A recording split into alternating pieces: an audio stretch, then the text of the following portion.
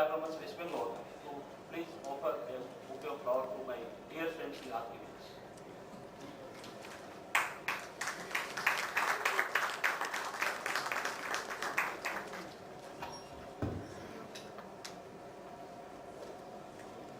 बंधुओं, बहुत ही हर्ष का विषय है कि स्वदेशी शोध संस्थान पिछले कई वर्षों से लगातार आम बजट पर चर्चा के लिए यह संगोष्ठी आयोजित करता आ रहा है और साथ ही साथ यह भी बड़े सौभाग्य की बात है कि माननीय श्री यशवंत सिन्हा जी इतने व्यस्त होते हुए भी लगातार पिछले कई वर्षों से हमारे बीच उपस्थित होकर के हमारा ज्ञानवर्धन कर रहे हैं और मैं उनका अपने हृदय से स्वागत करता हूं।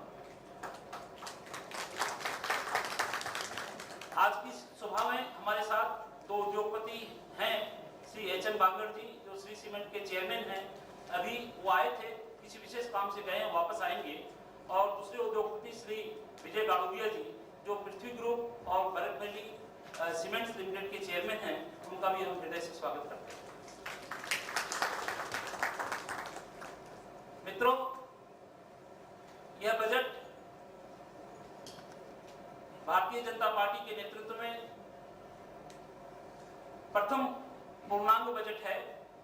इसके पहले जुलाई 2014 में हमारे अर्थमंत्री श्री जेटली जी ने इंटरिम बजट पेश किया था और उसके अंदर भी उन्होंने हमारी आर्थिक व्यवस्था जो बिल्कुल एक रसातल में चली गई थी उसको काफी प्रयास करके उन्होंने बजट के प्रावधानों के द्वारा पिछले 9 महीनों में हम देखते हैं कि हमारी अर्थव्यवस्था काफी संभल गई है और इस बार का बजट उन्होंने जो दिया है, इस बजट के देने के पूर्व में पुराने बजट के समय जब वो अर्थव्यवस्था के बारे में बता रहे थे इकोनॉमिक सर्वे के द्वारा, तो उस समय हम ये पा रहे थे कि अर्थव्यवस्था बिल्कुल गड़बड़ाई हुई थी।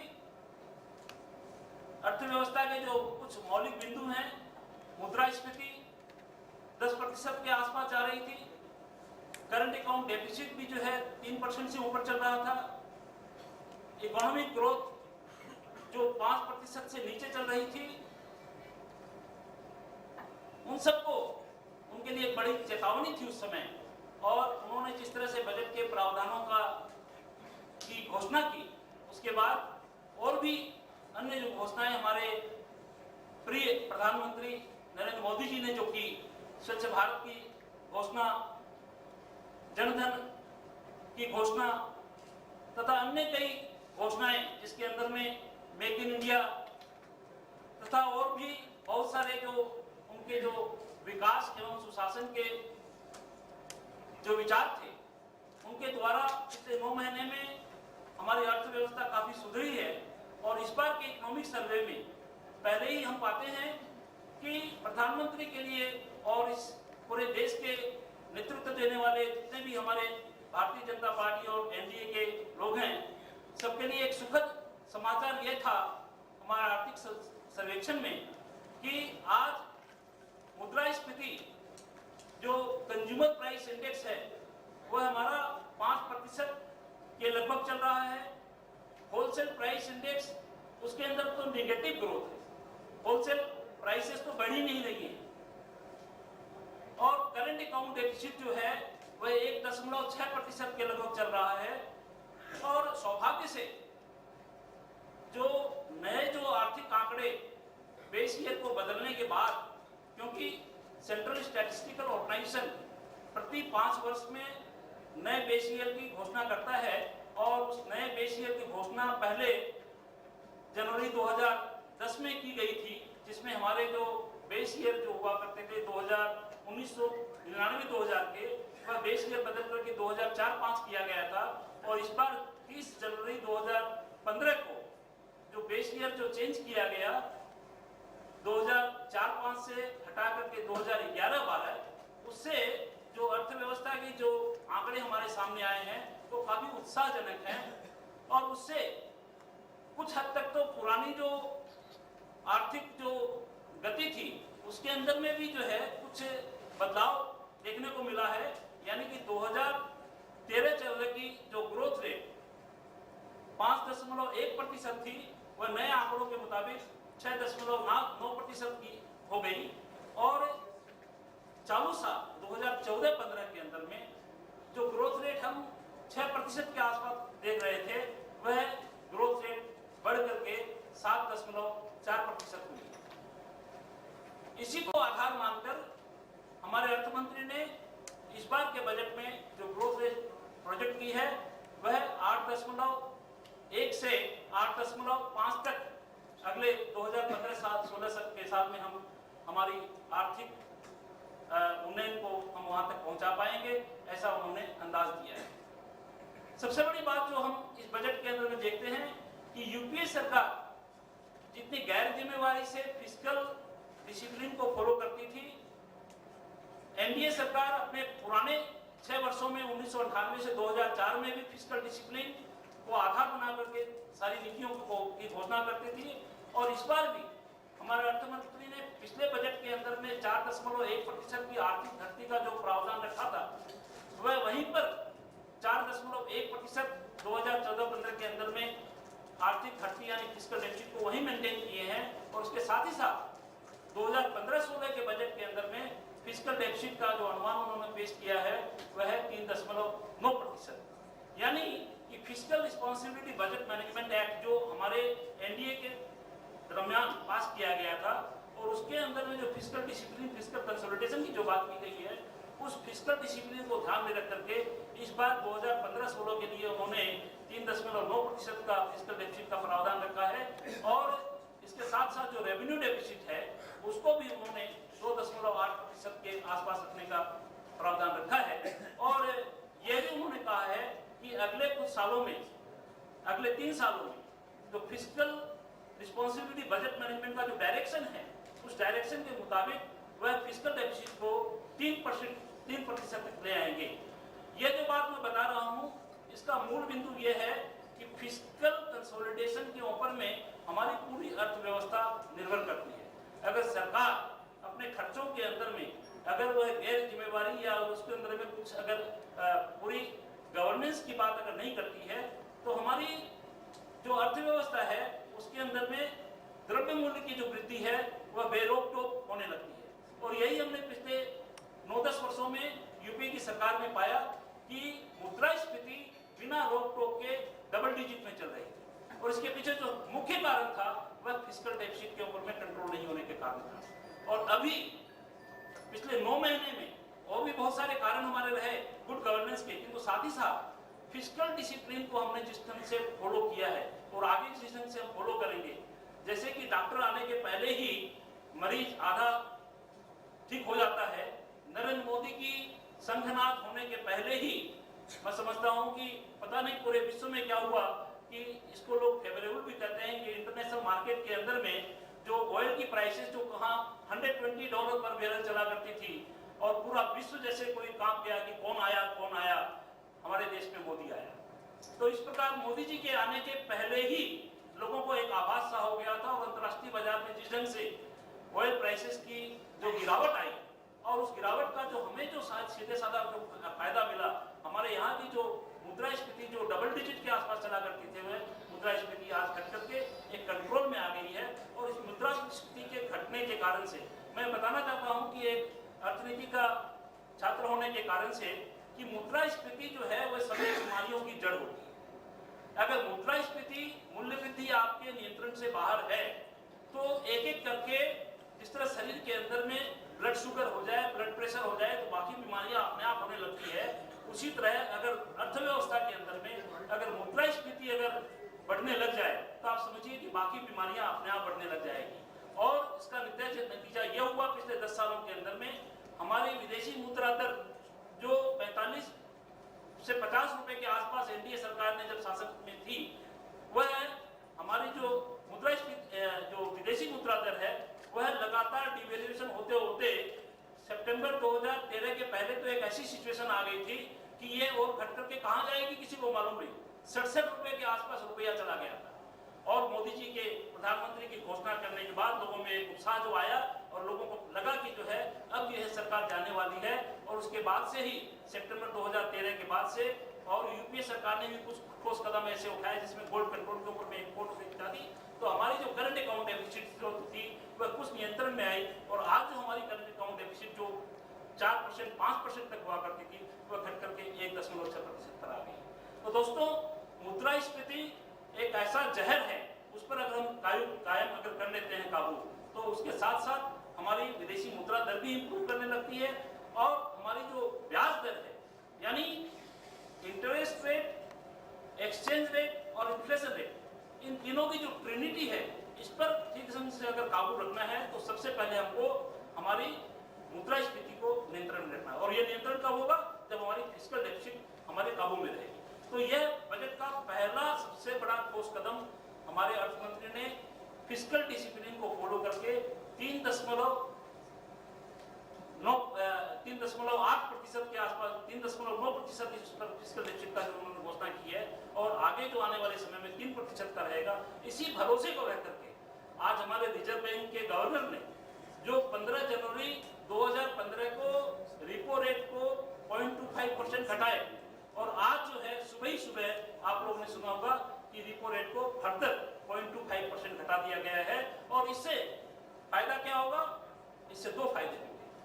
हमारे जो साधारण जो कॉमन लोग हैं जिन्होंने बहुत सारे हाउसिंग लोन, कार लोन इत्यादि जो ले रखे हैं, उनकी ईएमआई की दर घटेगी। ईएमआई की दर घटने से उनके हाथ में डिस्पोजेबल इनकम ज्यादा होगी, तो उनका कंजम्पशन बढ़ेगा। तो एक तरफ तो कंजम्पशन लेड ग्रोथ होगी और दूसरी तरफ हमारे अर्थमंत्री ने जो पब्लिक इन्वेस्टमेंट की घोषणा इस बजट में बहुत तरह से जो की है, उस पब्लिक इन्वेस्टमेंट से इन्वेस्टमेंट लेड ग्रोथ भी होगी। तो अभी तक यूपीए सरकार ने जो है सिर्फ डिमांड मैनेजमेंट करके और लोगों को फ्री में पैसा बांट करके सब्सिडी को अंधाधुंध सब्सिडी दे करके सरकारी खजाने को जिस तरह से खाली कर दिया था, उससे एक तरफ तो महंगाई बढ़ती गई और दूसरी तरफ लोगों का परचेजिंग पावर बढ़ता गया। मंदी और महंगाई ये दो ऐसे जहर हैं जो हमारी अर्थव्यवस्था में बिल्कुल जकड़ से लिए थे। और अब जो नई घोषणा हो रही है, इससे इंटरेस्ट रेट घटेगी। इंटरेस्ट रेट के घटने से एक तरफ तो साधारण आदमियों को फायदा होगा और दूसरी तरफ बिजनेस करने वाले लोगों को इन्वेस्टमेंट करने में फायदा होगा। तो हमारी इन्वेस्टमेंट क्लाइमेट भी सुधरेगी और हमारे कॉमन मैन के लिए कंजम्पशन भी बढ़ेगा। यानी हमको सिर्फ एक तरफ नहीं ताकना है, नहीं हमको कंजम्पशन लेड ग्रोथ की तरफ ताकना है, नहीं हमको सिर्फ इन्वेस्टमेंट लेड ग्रोथ की तरफ। हमारे पास में दोनों हथियार हैं। हमारी कंजम्पशन लेड ग्रोथ भी होगी, परचेजिंग पावर लोगों का बढ़ेगा और दूसरी तरफ व्यापारियों के लिए, उद्यमियों के लिए, इन्वेस्टमेंट के लिए ब्याज दर कम होने से इन्वेस्टमेंट क्लाइमेट भी सुधरेगी। जैसे ही इन्वेस्टमेंट क्लाइमेट सुधरेगी बंधुओं, हमारा प्रोडक्शन बढ़ेगा, हमारा एम्प्लॉयमेंट बढ़ेगा, लोगों की आय बढ़ेगी और उद्योग धंधे चालू होंगे, सरकार का टैक्स रेवेन्यू बढ़ेगा और ये जो एक विशियस साइकिल से निकल करके हम एक वर्चुअल साइकिल की तरफ हम आगे बढ़ेंगे। साइकिल दोनों होती है, एक साइकिल नकारात्मक दृष्टि से देश को गड्ढे की तरफ ले जाती है और दूसरी साइकिल जो जिसको वर्चुअल साइकिल बोलते हैं वो सकारात्मक तरीके से देश को आगे की तरफ ले जाती है। तो यह जो मोदी के नेतृत्व में जो अच्छे दिन आने की जो बातें हुई थी, लोगों को ऐसा लग रहा था पता नहीं शायद अच्छे दिन आएंगे कि नहीं आएंगे। दोस्तों, अर्थव्यवस्था में कुछ मैकेनिज्म होते हैं, जैसे गाड़ी को चलाने के लिए बहुत सारे उसके मैकेनिज्म हैं, उसका गियर बॉक्स भी होता है, उसका ब्रेक ऑयल है, हर किस्म की सारी मैकेनिज्म को जब तक हम ठीक नहीं कर लेंगे, ये मैकेनिज्म को आज हम 9 महीने में काफी दूर तक ठीक कर पाए हैं। और आगे जो है जिस तरह का पॉलिसी प्रेस्क्रिप्शन बजट के मार्फत से दिया गया है, उस बजट के उस पॉलिसी प्रेस्क्रिप्शन से मैं उम्मीद करता हूं कि आने वाले दिन जो है सही माने में लॉन्ग टर्म अच्छे दिन जरूर आएंगे और ये जो विकास की प्रणाली है जिसको वो कहते हैं कि श्रेष्ठ भारत, सबका साथ सबका विकास, यह मैं समझता हूं कि जरूर होगा। इन बातों के साथ कुछ बातें मैं जरूर कहना चाहूंगा कि एक तरफ तो हमारे अर्थमंत्री को बजट पेश करने के पहले काफी अच्छी सुविधाएं, अच्छे मैक्रो इकोनॉमिक फैक्टर्स दिखाई दिए। मुद्रास्फीति की दर कम थी, हमारे फॉरेन इन्वेस्टमेंट जो रुक गए थे वो $38 बिलियन का अप्रैल 2014 से फॉरेन इन्वेस्टमेंट का फ्लो चालू हुआ। हमारी जो विदेशी मुद्रा दर थी उसमें 6% का एप्रिसिएशन को मिला। हमारी ग्रोथ रेट जो अटक गई थी वह 5 सब ऑप्टिमल ग्रोथ जो हो गई थी वह ग्रोथ रेट भी 8% की जब जा रही है। तो अब उनके सामने जो चैलेंजेस हैं आने वाले दिनों के, उन चैलेंजेस में उनको असली काम जो करना है, प्रेस्क्रिप्शन तो एक है किंतु साथ ही साथ प्रेस्क्रिप्शन के साथ साथ उनको बड़ी सावधानी से और जो कदम उठाने हैं, जो चैलेंजेस हैं बंधुओं, उन चैलेंजेस के अंदर में पिछले यूपीए के कई गलत निर्णयों के कारण से हमारी जो डोमेस्टिक सेविंग्स रेट जो 33% से घट करके 30% तक आ गई थी, उस डोमेस्टिक सेविंग्स को हमको बढ़ाना होगा। ग्रोथ लेने के लिए आपके लिए सबसे बड़ा साधन है आपकी डोमेस्टिक सेविंग्स। अगर डोमेस्टिक सेविंग्स नहीं होगी तो इन्वेस्टमेंट के लिए आपकी डिपेंडेंस जो है वो फॉरेन सेविंग्स पर होगी। फॉरेन सेविंग्स पर होने का मतलब ज़्यादा से ज़्यादा विदेशी विनियोजन के लिए निर्भर करेंगे। तो इसलिए प्रथम काम है कि विदेशी विनियोजन पर डिपेंडेंसी घटाने के लिए डोमेस्टिक सेविंग्स को बढ़ाना। उस डोमेस्टिक सेविंग्स को आपको 33% से 30% हो गई। उस डोमेस्टिक सेविंग्स को बढ़ाने के लिए आपको साधारण आदमियों के लिए, कॉमन मैन के लिए ज़्यादा से ज़्यादा सुविधा आपको प्रदान करनी होगी। तो यह जो काम है यह एक प्रथम चैलेंज है, और इसके साथ ही साथ जो डोमेस्टिक इन्वेस्टमेंट जो बढ़ाना है उसके लिए आपको अनुकूल वातावरण तैयार करना। आपको इंफ्रास्ट्रक्चर सेक्टर के अंदर में मैं आपको बताना चाहूँगा कि पिछले सरकार के कुछ एक ऐसे गलत निर्णय थे, कुछ ऐसी नीतियां थी, मैं बोलूँगा नीतियों की जगह की नीतियों में ऐसा एक पंगु बना गया था जिसको पॉलिसी पैरालिसिस कहते हैं। आज हमारे देश के अंदर में बहुत सारी प्रोजेक्ट्स जो सैंक्शन हुई थी, 8.7 लाख करोड़, 8.7 ट्रिलियन रुपीस की जो प्रोजेक्ट्स है, जो हमारी अर्थव्यवस्था की, हमारी जीडीपी का 7% है, ये 8.7 लाख करोड़ की प्रोजेक्ट्स अभी अटकी हुई पड़ी हैं। और इकोनॉमिक सर्वे के अंदर में इसको जिस ढंग से एक चेतावनी के रूप में बताया गया है, मैं समझता हूं कि हमारे अर्थमंत्री के लिए एक बहुत बड़ी चैलेंज है कि उस स्टोर्ड एसेट्स को किस तरह, क्योंकि नया इन्वेस्टमेंट तो हम करेंगे किंतु जो इन्वेस्टमेंट पाइपलाइन में है उसको जब तक हम पूरा पुष्ट देकर के आगे नहीं बढ़ाएंगे तो यह जो इन्वेस्टमेंट रुका हुआ पड़ा है, एक तरफ तो कंपनियों की बैलेंस शीट के अंदर में वह एक डेट इन्वेस्टमेंट सा हो रहा है, और दूसरी तरफ इसका जो सीधा असर जो है वह बैंकों की बैलेंस शीट पर आ रहा है। और इसको इकोनॉमिक सर्वे ने कहा है बैलेंस शीट सिंड्रोम। इस बैलेंस शीट सिंड्रोम को एक तरफ कॉर्पोरेट सेक्टर्स की बैलेंस शीट गंदी हो गई है और दूसरी तरफ बैंकों की बैलेंस शीट गंदी हो गई है, उनका एनपीए इतना बढ़ गया है। तो जब तक हम उस स्टोर्ड एसेट्स के बारे में गहराई से और एक गंभीर तरीके से अगर चिंता नहीं करेंगे, तब तक मैं समझ रहा हूं कि नए इन्वेस्टमेंट के बारे में हम जितना भी कुछ सोचेंगे, इन स्टोर्ड एसेट्स को सबसे पहले हमको गतिमान बनाना है, चलायमान बनाना है। ये एक पहली चैलेंज है हमारे अर्थमंत्री के लिए। मैं समझता हूं कि उन्होंने जो पहले तो ऑर्डिनेंस हम लोगों ने लाए, अभी सिन्हा जी से मेरी बात हो रही थी कि ये जो स्टोर्ड इन्वेस्टमेंट्स है इसके पीछे कारण क्या है। तो कारण में लैंड एक्विजिशन का एक कारण है, एनवायरमेंट क्लियरेंसेस का एक कारण है, और भी बहुत सारे कारण हो सकते हैं। किंतु पिछली सरकार ने चूंकि कोई निर्णय नहीं लिया, अब ये नई सरकार, माननीय अर्थमंत्री ने बजट पेश करने के पहले 26 फरवरी को राज्यसभा में जो भाषण दिया, उस भाषण को अगर आप सुनेंगे तो आपको लगेगा कि लैंड एक्विजिशन के ऊपर में ये जो एंटी फार्मर जो एक बात उठाई जा रही है बिल्कुल गलत है। क्योंकि लैंड एक्विजिशन 2013 में जो पास किया गया था उसके अंदर में शेड्यूल 4 के अंदर में 10 इस तरह के सेक्टर्स हैं जिसके लिए ऑलरेडी उसमें कहा गया है कि न तो आपको 70% फार्मर्स की कॉन्सेंट चाहिए, न आपको जो है सोशल इम्पैक्ट स्टडी चाहिए, न उसके अंदर फूड सिक्योरिटी के बारे में आपको सोचना है। यानी 10 तरह की इंडस्ट्री के लिए ऑलरेडी लैंड एक्विजिशन एक्ट जो वर्तमान में है उसके अंदर में इन सब बातों को कह दिया गया है कि आपको कोई फार्मर्स की कंसेंट की आवश्यकता नहीं है। किंतु जब हम और उसके अंदर 5 प्रावधान जोड़ते हैं, ऐसे प्रावधान जिसमें नेशनल सिक्योरिटी की सूरत है, कोई हम अगर न्यूक्लियर इंस्टॉलेशन की अगर कोई प्लांट लगाते हैं तो क्या हम पहले पाकिस्तान को बताने चाहेंगे कि जो है हमारी प्लांट यहाँ लग रही है, इसके लिए हम फार्मर से कंसल्ट लेने जा रहे हैं, सोशल इम्पैक्ट स्टडी करने जा रहे हैं। तो ऐसे जब प्रावधान जिसकी बहुत आवश्यकता है हमारे इंडस्ट्री के डेवलपमेंट के लिए, हमारे इंफ्रास्ट्रक्चर डेवलपमेंट के लिए, तब ये कहते एंटी फार्मर, ये एंटी फार्मर जिस तरह से इसका प्रसार किया जा रहा है ये बिल्कुल गलत प्रसार है। और मैं समझ रहा हूँ कि लैंड एक्विजिशन को जब तक हम क्लियर नहीं करेंगे इस देश की उन्नति नहीं हो सकती। जिस तरह 8.7 लाख करोड़, और 8.7 लाख करोड़ में किसका पैसा फंसा हुआ है? हमारे गरीब व्यक्तियों का पैसा फंसा हुआ है। अगर यह डेवलपमेंट प्रोसेस में आ जाएगा तो मैं समझ रहा हूँ कि पिछले 2014-15 के बजट में हमारे टैक्स रेवेन्यू घटे, 1 लाख करोड़ से ज्यादा का टैक्स रेवेन्यू घट गया। तो टैक्स रेवेन्यू क्यों घटा? क्योंकि हमारी जीडीपी, हमारी इकोनॉमिक एक्टिविटी घटी। जिस दिन हमारी इकोनॉमिक एक्टिविटी बढ़ जाएगी, टैक्स रेवेन्यू बढ़ने लगेगा, और उससे जो है सरकार को इसका बेनिफिट जो है साधारण आदमियों के लिए सरकार बहुत कॉन्शियस है। सोशल सिक्योरिटी के लिए तमाम इसके अंदर में मेजर्स लिए गए, पेंशन के लिए अभी तक किसी ने सोचा नहीं कि जो है जो सेल्फ एम्प्लॉयड सेक्टर है, जो कि हमारे देश की टोटल लेबर फोर्स का 93% उसके लिए पेंशन की कोई स्कीम नहीं। आज 50,000 रुपए की एडिशनल बेनिफिट देकर के इनकम टेक्स के अंदर में और जिस तरह की पेंशन की घोषणा सोशल सिक्योरिटी के लिए की गई है, मैं समझ रहा हूँ कि ये बहुत ही अच्छा प्रावधान है। उसी तरह सब्सिडी के लिए आज तक सब्सिडी के अंदर में हम 2.5 लाख करोड़ रुपया बंटन किए जा रहे हैं, तो सब्सिडी जिसको मिलनी चाहिए उसका कुछ ठिकाना नहीं है। तो डायरेक्ट बेनिफिट ट्रांसफर के माध्यम से जनधन, एक उन्होंने बजट के अंदर में शब्द प्रयोग किया है जाम, JAM। आप सोचेंगे ये जाम क्या है? ये जाम का मतलब है, जे का मतलब जन धन और ए का मतलब आधार और एम का मतलब है मोबाइल। यानी हम स्किल्ड इंडिया, डिजिटल इंडिया और तमाम इन सब साधनों को व्यवहार करते हुए, नई टेक्नोलॉजी और नए इनोवेशन को प्रयोग करते हुए हम सब्सिडी के अंदर भी जो लीकेजेस है उस लीकेजेस को हम बंद करना चाहते हैं। और लीकेजेस को बंद करने पर हम देखेंगे कि हमारी जो देश की जो संसाधन है, जो लिमिटेड रिसोर्सेस है सरकार के, उसको हम ज़्यादा से ज़्यादा कॉमन आदमियों के लिए, हमारे फार्मर्स के लिए, हमारे ग्रामीण एरिया में रहने वाले लोगों के लिए उसको हम काम में दे सकेंगे। और ज़्यादा तो मैं क्या कहूँ, नए नए इस तरह के इनोवेटिव प्रावधान इसके अंदर में रखे गए हैं।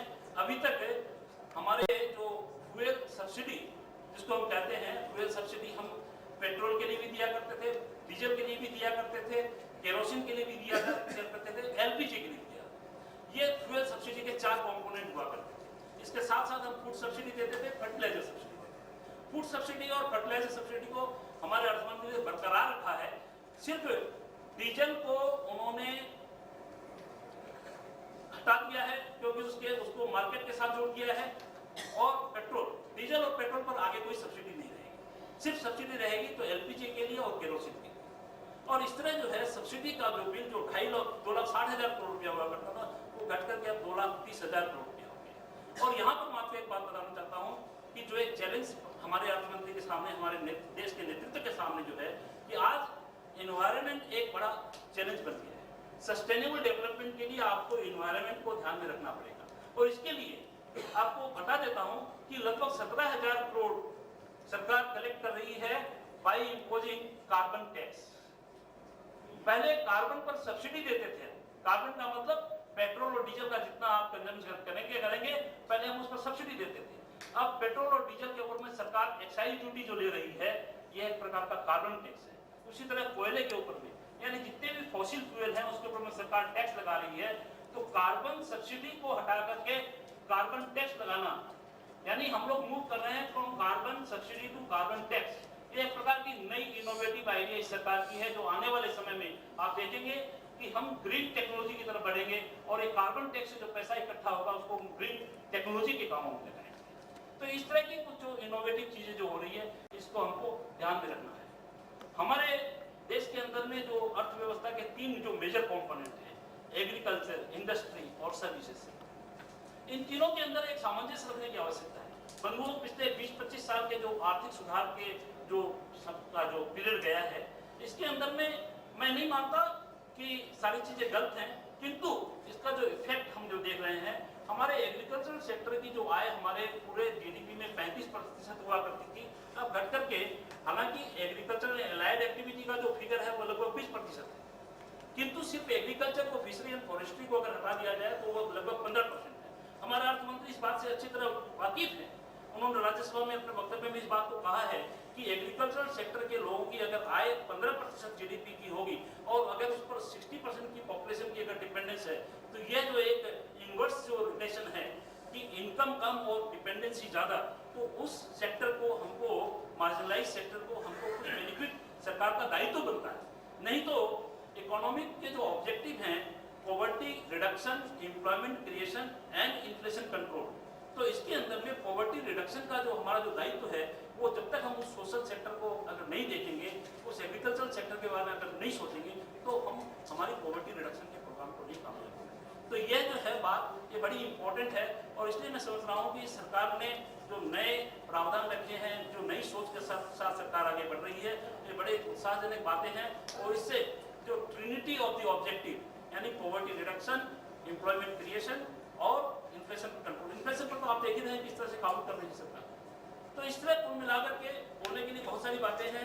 मैं समझ रहा हूँ कि आप लोगों को जो न्यूज़लेटर कल रात को 8 बजे तक मैं बैठ कर बना रहा था, और वो न्यूज़लेटर आप लोगों को दिया गया। उस न्यूज़लेटर के अंदर में तमाम वो सारी बातें हैं जो आज के लिए हमारे लिए गंभीर विषय हैं, और उस गंभीर विषय को गंभीर चिंतन के साथ में सरकार किस तरह से सुधार करने के बारे में विचार ले रही है, ये सारी बातें उसके अंदर में हैं और आप उसको पढ़िएगा। अब हम जो हैं जसवंत सिन्हा जी को सुनेंगे, जो हमें बराबर अपने विद्वत विचारों के द्वारा बजट के अंदर में और अर्थव्यवस्था के अंदर में जो भी उसके नट्स एंड बोल्ट्स हैं, उन सारी चीज़ों को वो बड़े ही सुंदर तरीके से हमारे सामने रखते हैं।